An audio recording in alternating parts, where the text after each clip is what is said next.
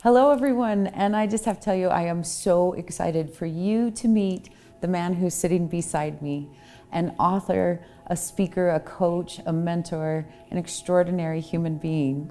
This is Andrew Anderson. And Andrew is here to talk about his brand new book, which you are gonna love. Andrew, will you tell us what this book is about? Yes, this is so exciting. Thank you for the opportunity to be able to share this message. The book is called Strength of the Oak, Strength of the Willow: How to Find Courage and Compassion in a Turbulent World. There are so many people right now that are struggling, and this book is an answer to help find grounding strength that will allow people to rise and fulfill the life mission that they have been put on this earth to fulfill. Beautiful. I love how you said life mission, because I know that in your book, that was something that was so important for you. Yes. And also so extraordinarily effective in the people that you work with. Right. And so would you explain life mission and why is that such a grounding principle for your entire work? Absolutely. A life mission is our raison d'etre. That's French for a reason for being. And our life mission is why we are here on this earth. It's what, as I said, grounds us to the purpose of our existence. And it sounds so big, right? But it's also really simple. And in the book, I guide you through a very easy way to identify what that life mission is. And for example, can I share mine, Bridget? Oh, please, yes. My mission in life is to bless my brothers and sisters, you, who are God's children, to live a higher level of spiritual strength, and it's to influence as many as possible. And every decision that I make, professionally, personally, as a husband, as a father, as a neighbor, and a friend, is guided by that life mission. And so I love to call it ikigai, like your reason for breathing, right? Yeah. Reason for living. And you exude that passion. So how do you best direct someone into their own life mission? Well, it's really a very simple process of asking questions. At the end of the day, when all is said and done, what do you want people to be able to say about you? Andrew, Bridget, whatever your name is, Chandler, why were you put on this earth, and what do you want your legacy to be? And then we can go a little bit deeper. That's a surface level. We can go deeper with a few more follow-up questions to identify what is that main purpose. I love that. Yeah. And I have to tell you, when he says we can go deeper, Andrew goes deeper. His book is full of so many challenges, and he asks questions, some of the most difficult questions, but on such a beautiful human level. And one of the things that I love about your book is, you talk about this compassion and courage in such a turbulent world, and we've been facing such a turbulent world, and I think we will continue to for a while. We've got politics, we have family relationships, we have economy, we have all of the things that the world is facing, and yet these are principles that can ground and anchor for an entire lifetime. Yes. Yeah. And we need that. And we need it now more than ever. There's a lot of confusion. Hearts are failing. Promises are not being kept. And this challenge that we experience in the world can be fixed. If every person had these three things that I explain in the book, and they could commit to them with an undaunting courage, right? Mm-hmm. And an unyielding compassion, then they would be set. And it's a life mission. It's knowing what values are being driven by that life mission. And then the principles, the rules by which you are going to live your life. And those are just three of several different tools and processes I take the reader through to really help you get to that place of grounding and to come to an understanding as to how you can serve and lead our bleeding world. Oh, I love that. How you can serve our bleeding world. That's amazing. Because there's so much healing that can take place. Right. And what I love about Andrew too is he's uniquely adept to understand the extraordinariness of each human and then of human interactions. Case in point, you are happily married and you have how many children? We have 6 children, and there is one coming in the spring, so there will be 7 children. And so people call him crazy. They do, and I always say number 7 is planned, and it is on purpose. Everything I do is on purpose, and even child number 7. Which is beautiful. Yeah. So tell us too, that's one of your guiding ethics. That's one of your moral codes is to raise an incredible family. Right. And where did that come from? Well, it comes from my family. I'm the youngest of 5.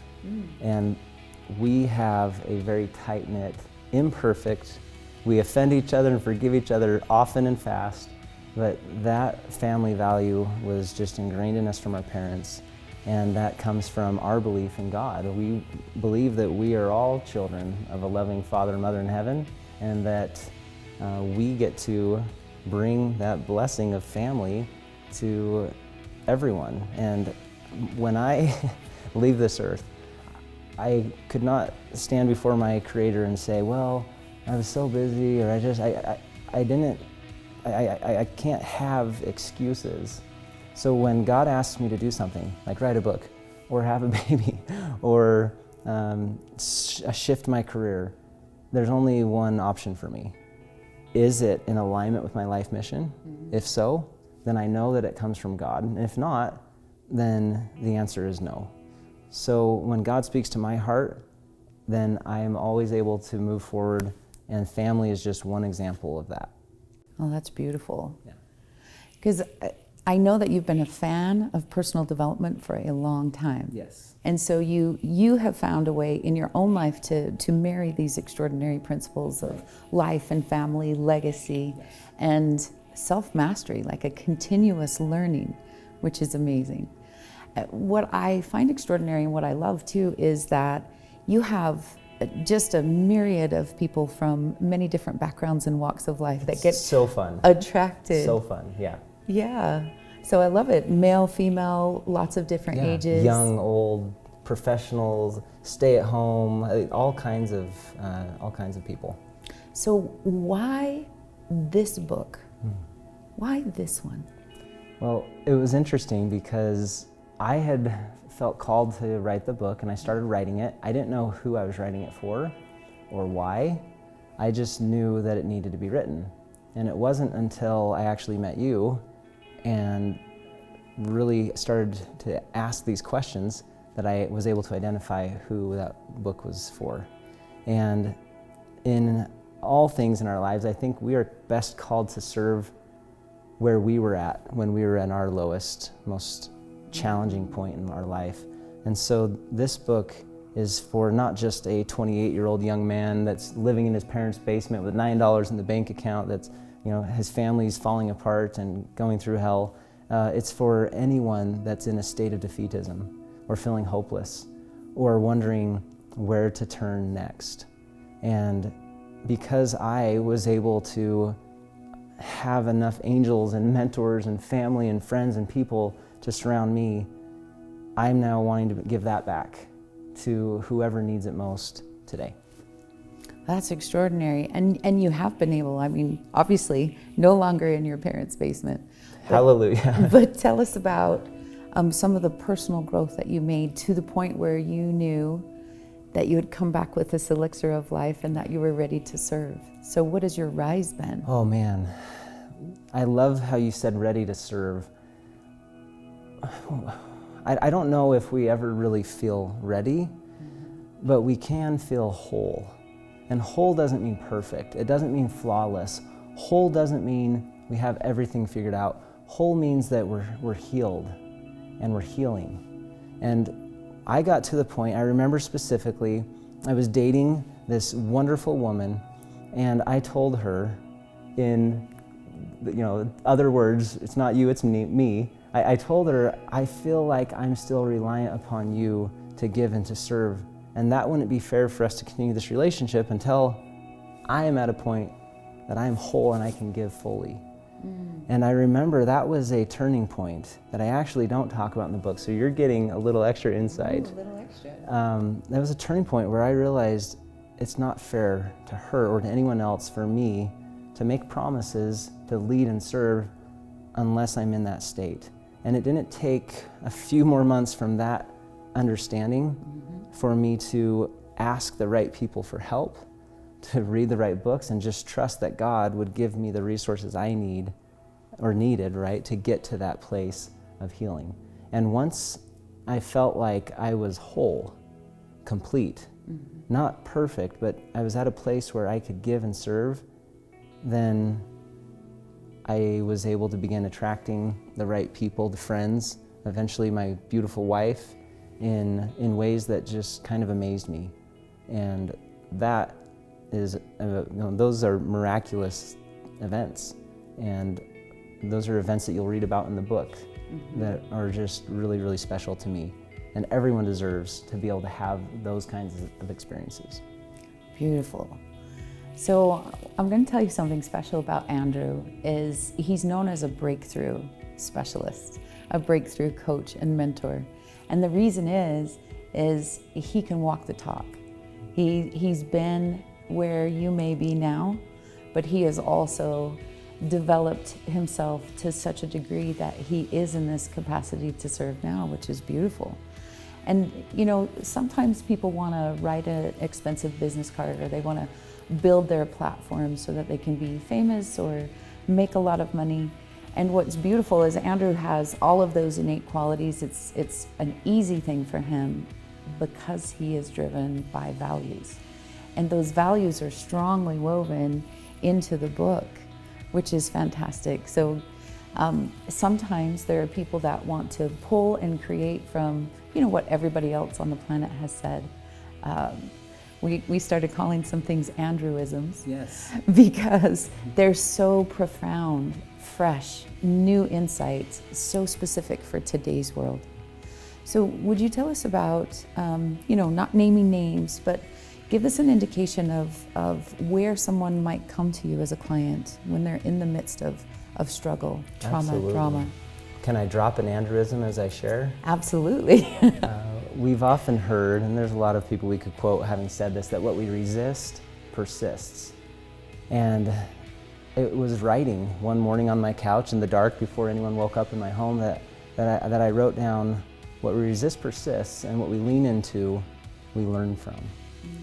A lot of people that I am blessed to serve and help in a professional and in a mentoring setting have been in a state of resistance. They have been struggling with something for so long that the idea of going to one more person, one more counselor, therapist, coach, you know, whatever that person might be, is really hard.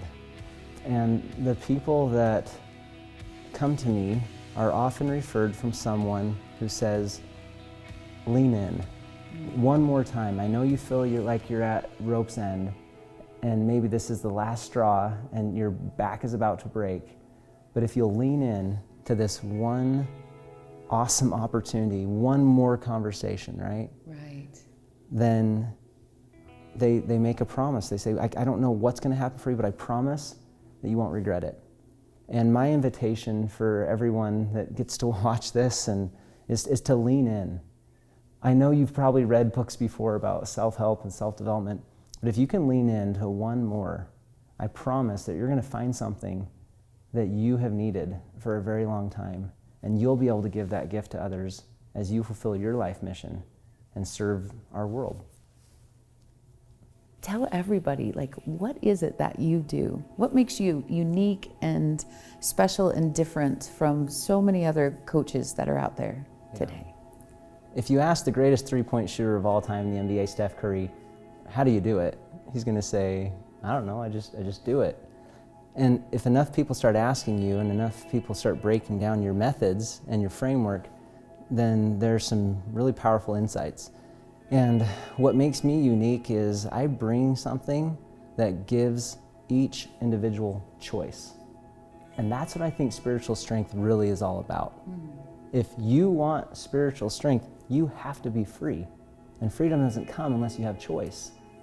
And so many people are stuck with bad habits or addictions or thought patterns or emotions that they don't think they have any other choice. And what I'm able to do for people is to help them break free from whatever it is that's holding them back so they can have that choice, that spiritual strength to discover or fulfill, if they already know, their life mission. Oh, that's incredible. Because as you know, I've written some books that have to do with people whose choices were taken from them. Yes. But eventually, everyone comes to a point as an adult where they do have choices. Absolutely. And how vitally important that is. And so for you to provide an individual an ability to have a life mission, but also choice after choice after choice, that really is granting for them to find permission within themselves for their freedom. You got it. And most people are so used to moving away from the pain of the past or the present that the thought of a beautiful future isn't even possible for them. Mm-hmm. And what you'll discover when you read the book is that we all deserve to be able to move toward, uninhibited, what we most desire in our lives, rather than trying to move forward while still looking back. We know that what we lean into, we learn from. We also know that what we're moving away from, we're actually attracting. Because wherever our attention goes, that's where energy flows. And wherever energy is flowing, that's where things are growing. So this book will give you some simple, powerful processes to let go of what's holding you back so that you can move 100% all in toward your most important purpose in this world. And what I love too are these challenges, because a lot of people will say, here's some tips and techniques and here's some journal prompts, and you've got those. Yeah, I have to keep it readable and soft. Yeah, but you also have these incredible challenges. Like, you're calling us to the carpet, but you also call yourself to the carpet. Well, so that's the strength of the oak, Bridget. It's the strength to challenge and lean into and push in a way that shows what's possible.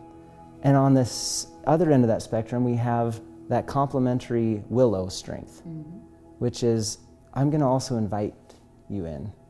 And most people err on one side or the other to a fault. They're either too strong or they're too soft. And what I feel like you have helped me do is bring those two together in a complementary rather than a competitive way. And that is something that is unique in this book and that I do with my clients. People will say, you're one of the most patient people I've ever met. And if my older siblings and parents would hear that, they would laugh. Because I sometimes have a tendency to want things done a little bit faster and a little better, just a little. But that Willow strength to me is grace. It's grace from God to help me do something that I couldn't do on my own. Beautiful, beautiful. So let me ask you this, Andrew. If you could have one message for someone who is viewing this book trailer, considering whether to pick up Strength of the Oak, Strength of the Willow, what would your challenge be to them? Yeah, thank you for asking. My challenge would be this: what if you were finally challenged in a way that absolutely serves you? And are you whole? Do you feel like you're complete, like your wheel of life is very round and very large? And if not, if there's one small area where you are not being challenged to fulfill your purpose, then this will give you that little piece. If your wheel is flat and you're riding on the rims and it's a rocky road and you're wondering if that wheel's gonna fly off, then this will help you connect that to get grounded and get things put back together. So not just a mission, not just a purpose, not just a reason for being alive, but also a full wholeness, a full spectrum of joy and fulfillment and incredible purpose. Yes. For some people that would feel impossible, like it's a dream. Well, It does feel impossible. And sometimes people sit down with me and they say, it sounds too good to be true. You know what else was too good to be true? Walking on water. And I love that Peter said to Jesus, if it really is you out there walking on the water, then ask me to do it too. Because God asks us to do impossible things. And one of the beautiful strengths that comes through in this book are simple examples from the life of Jesus of how he portrayed an oak-like and a willow-like strength. And that, even beyond my parents, is where I have to give credit for these gifts that have enabled me to share and serve and give as a coach and a speaker and an author. And I always have to give credit where that credit is due. If there was one thing that I would love for people to do at the end of reading this book, is obviously to read it again. I also am offering an 8-week course called 7 Proven Steps to Forgiveness of Yourself and Others. And it's a group coaching that I'm launching with this book that will allow people to take the principles of forgiveness from the book, that willow-like strength to let things go, and allow it to transform your life. And that is going to be a phenomenal experience that I can't wait for. So you're invited.